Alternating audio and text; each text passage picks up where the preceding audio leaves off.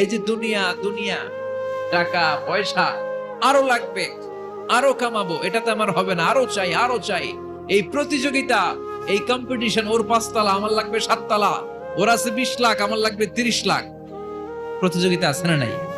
এগুলো আমাদেরকে পাগল বানিয়ে দিয়েছে, মহাচ্ছন্ন করে ফেলেছে।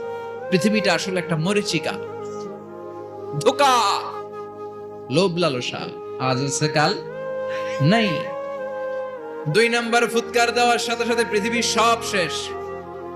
মালাকুল মউত পৃথিবীর সব মানুষের রূহ কবজ করবে।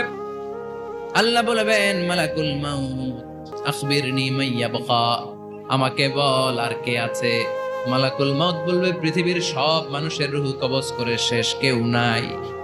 মানুষবিহীন পৃথিবী, মানুষের কোলাহলে পৃথিবীটা মুখরিত থাকতো এতদিন। গোটা পৃথিবীব্যাপী মানুষের কোলাহল, ওই যে সাইয়েদনা আদম থেকে শুরু হয়েছে, আর থামে নাই। মানুষ আর মানুষ, মানুষ আর মানুষ, সব মানুষ শেষ। আল্লাহ আশরাফুল মাখলুকাত একটারও রাখি নাই, সব শেষ। শুধু আছে জিন জাতি।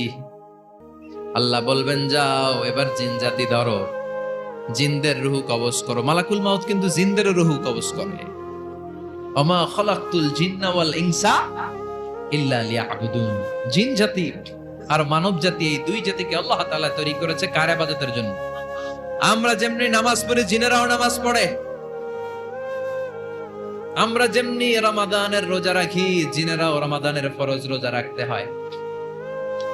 আমরা যেমনি হজ করি, জিনেরাও হজ করে। আমরা যেমনি আরাফার দিনে কাঁদতে কাঁদতে আল্লাহর কাছে দোয়া করি, আল্লাহ বাইক করে, জিনেরাও পড়ে। আমরা দেখি না, এদের দেখা যায়? দেখা যায়। জিসমুন নারী, আগুনের তৈরি ওদের দেহ। ইয়াতাশাক্কালু বিআশকালিন মুখতালিফা, বিভিন্ন কালার ধারণ করতে পারে, বিভিন্ন রং ধারণ করতে পারে। জিনের সংখ্যা হচ্ছে জিসমুন নারিয়ুন ইয়াতাশাক্কালু বিআশকালিন মুখতালিফা। আগুনের তৈরি এক সৃষ্টি, বিভিন্ন সূরত তারা নিতে পারে। মানুষের সূরত নিতে পারে, প্রাণীর সূরত নিতে পারে, ঠিক কি না? মালাকুল মউত জিন জাতি হত্যা করতে শুরু করবেন, রূহ কবজ করবেন।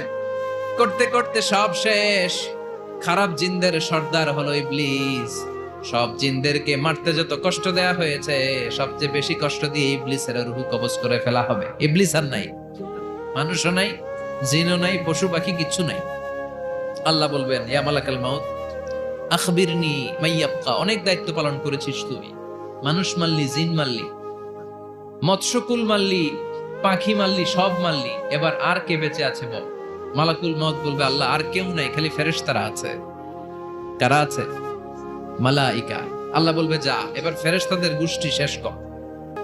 মালাকুল মউত একটার পর একটা ফেরেশতার রূহ কবজ করবে, একটার পর একটা, একটার পর একটা, করতে করতে সব ফেরেশতা। ফেরেশতাদের সংজ্ঞা হচ্ছে জিসমুন নূরিয়ুন ইয়াতাশাক্কালু বিআশকালিন মুখতালিফা।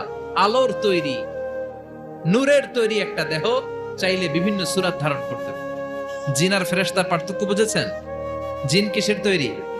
আগুন, জিসমুন নারিয়ুন। আর ফেরেশতা হচ্ছে জিসমুন নূরিয়ুন, নূর দিয়ে তৈরি। একের পর এক ফেরেশতা সাবার করা হবে। এবার আল্লাহ বলবেন, ইয়া মালাকাল মউত আখবিরনি মাইয়া বাকা, আর কে কে বেঁচে আছে বল। মালাকুল মউত বলবে, মাবুদ কেউ নাই, মানুষ নাই, জিন নাই, ফেরেশতাও নাই, শুধু আমার 3 জন কলিগ বাকি। কয়জন? জোরে বলেন, কয়জন? জিব্রাইল বাকি, ইসরাফিল বাকি, মিকাইল আর আমি আজরাইল। আল্লাহ বলবে, মিকাইলের রূহ কবজ করে নিয়ে আয়। যে মিকাইল আমার আদেশে পৃথিবীতে বৃষ্টি ঝরাতো, আমার আদেশে ক্ষেত খামারে ফসলের ব্যবস্থা করে দিত, আমার আদেশে মানুষের রিজিকের হিসাব রাখতো, এই মিকাইলের রূহ কবজ করে নিয়ে আয়। 1 নাম্বার কলিগ শেষ। কলিগ বুঝেন তো? সহকর্মী। কলিগ মানে কি? সহকর্মী। 1 নাম্বার কলিগ নাই। আল্লাহ বলবে, যা এবার ইসরাফিলের রূহ কবজ কর। ইসরাফিল ফেরেশতা তখনও আল্লাহর আরশের দিকে ঠোঁটের মাঝখানে বিশাল সিংহটা নিয়ে তাকিয়ে আছে। ওই মুহূর্তে মালাকুল মউত যে সালাম দিয়ে রূহটা কবজ করে ফেলবে, ইসরাফিলও নাই।